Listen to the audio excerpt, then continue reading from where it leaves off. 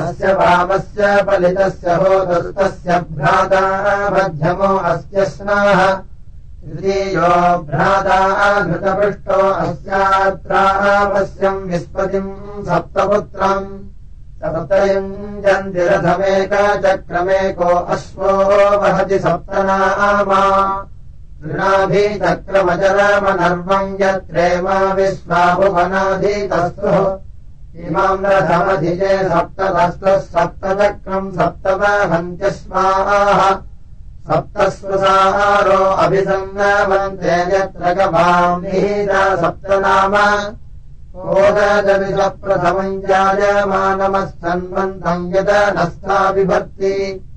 भूम्या असुरसृगात्मा क्वस्मित्को विद्वाम् समुपगात् पृष्टो मेतत् मातः पृच्छामि मनसा बीजानम् देवानामेना निहिता पदानि वत्से भष्कयेभिः सप्ततन्तोऽन्वितत्मिरे कवचभो तवाहु अधीविद्वान् चिकिदुषस्ति तत्र कवीन् पृच्छामि विद्वनेन विद्वान् विजस्तस्तम् भरणिपालजाम् सिजस्य रूपे किमपि स्विदेकम् जिगब्रवीद्विजयी मङ्गवेदास्य वामस्य निहितम् पदम् वेः शीर्ष्णः क्षीरम् दुह्रते गावो अस्य बभ्रिम्वसानामुदकम् पदापूः माता पितरमृतावभाजदीर्जग्रे मनसा संविजग्मे साभीभत्सर्गर्भरसानि विघ्रानवस्वन्तजिदूपवाकमीयोः युक्ता मातासीद्धुरिदक्षिणाया अतिष्ठद्गर्भो वृजनेष्वन्तः अमीमे द्वत्सो अनुगाम पश्यद्विश्वरूप्यम् त्रिषु योजनेषु तिस्रो मातृस्त्रीम् पितॄन् बिभ्रते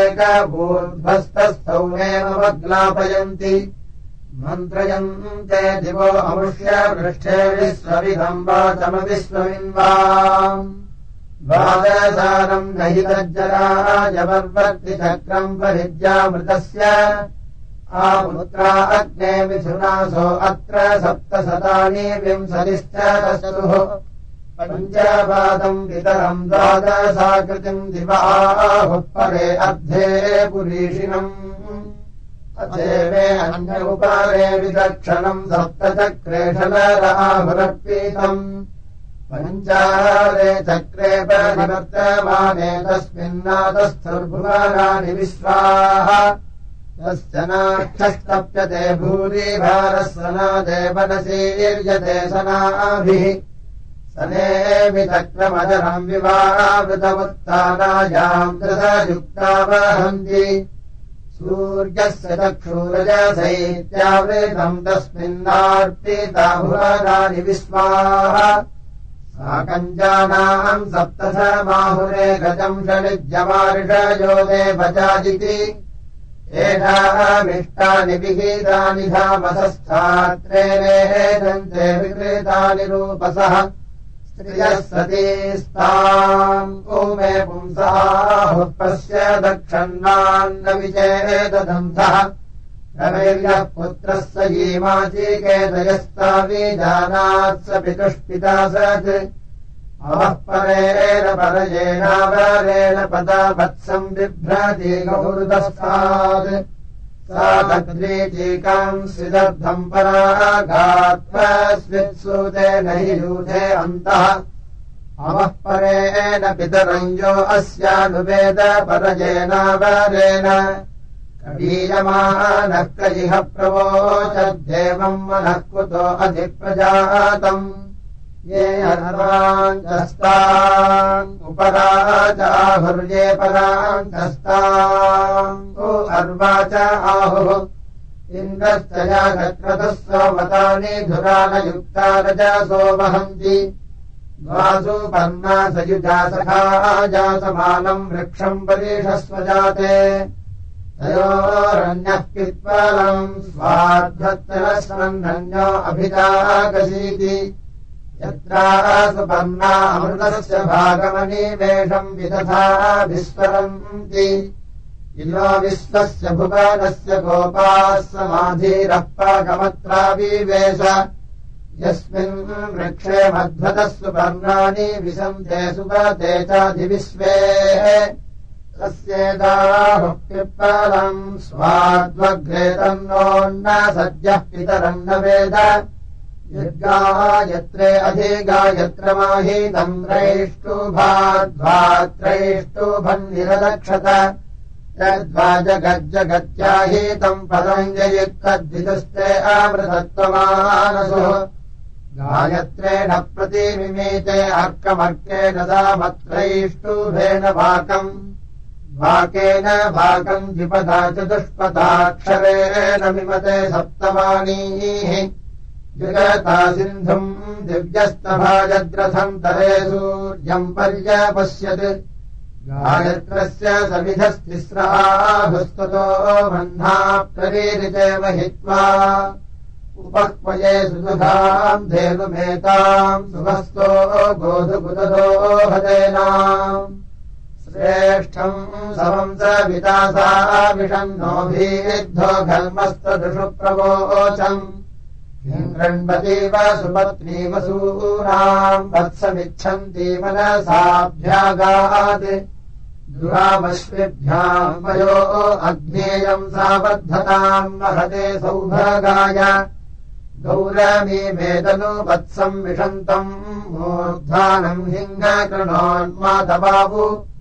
श्रुत्वानम् घर्ममभिमावसानामिमातिमायुम् भजते पयोभिः अयम् सतिम् तेजेन गौरभीवृतामिमातिमायुम् धसनावधिश्रिता साधित्यभिर्निहितकारमत्यम् विद्युद्भवन्ती प्रतिमौरिमौहत अनच्छाये दुरगातु जीवमेजध्रुवम् मध्यापस्यानाम् जीवो मृतस्य चरति स्वधाभिरमत्यो मत्येनाशयोनिः अपश्यम् गोपामनीपद्यमानमाचपरा च पतिभिः सरन्तम् सद्रीजीर्वसानावारीमत्तिभुवानेष्वन्तः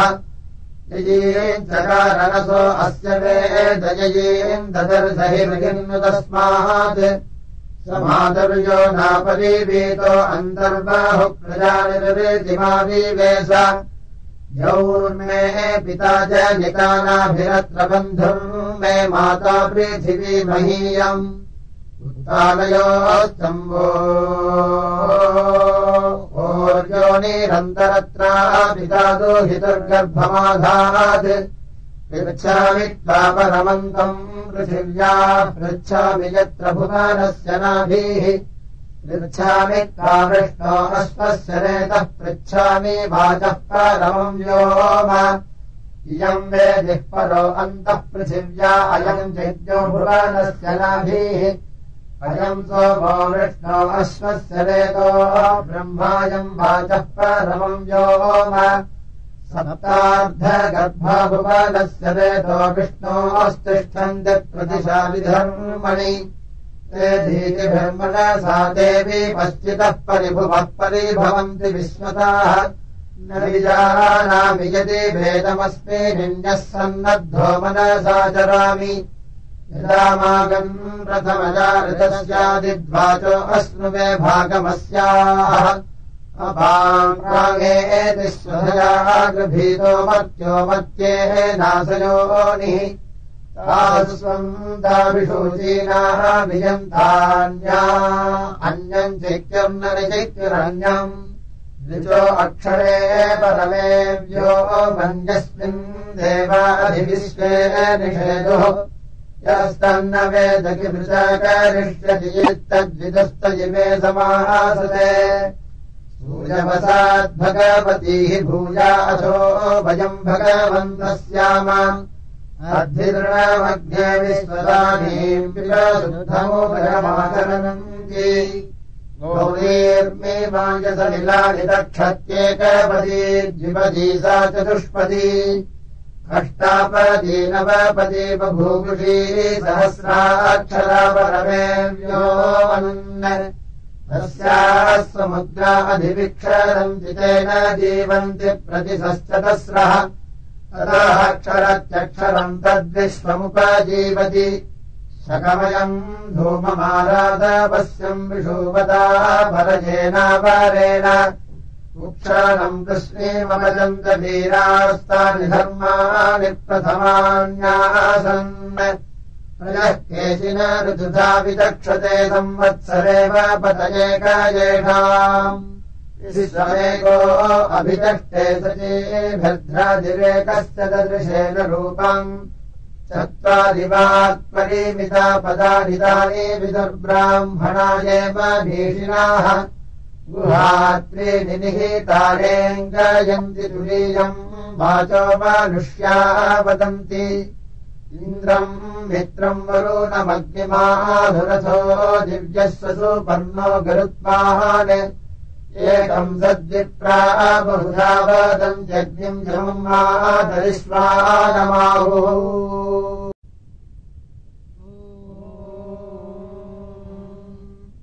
कृष्णम् विजानम् हरजः सुपर्णा अपोवसादादिवमुत्पादन्ति आववृत्रान् सदनाधृतस्यादिधृतेन पृथिवीम् युज्यते द्वादशप्रदयश्चक्रमेकमन्त्रीणि लभ्यानि कपुतश्चीकेत तस्मिन् साकम् त्रिशतानसङ्गमोऽर्पिताः षष्ट्यम् न चलाचलासाः तस्ते स्तनः सुसयोजो वायो भूर्येण विश्वापुष्य शिवार्याणि यो रत्रधाव सुविद्यः सुतत्र सरस्वतितमिह धातवेकः यज्ञेन यज्ञमयजन्त देवास्तानि धर्माणि प्रथमान्यासन्